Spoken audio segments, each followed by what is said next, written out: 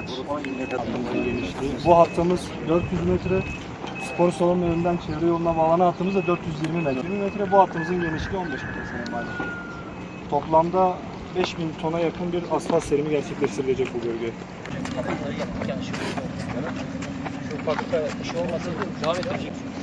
Bak şu bozduruları sakın serbest, burası güzel bir şey olmuş.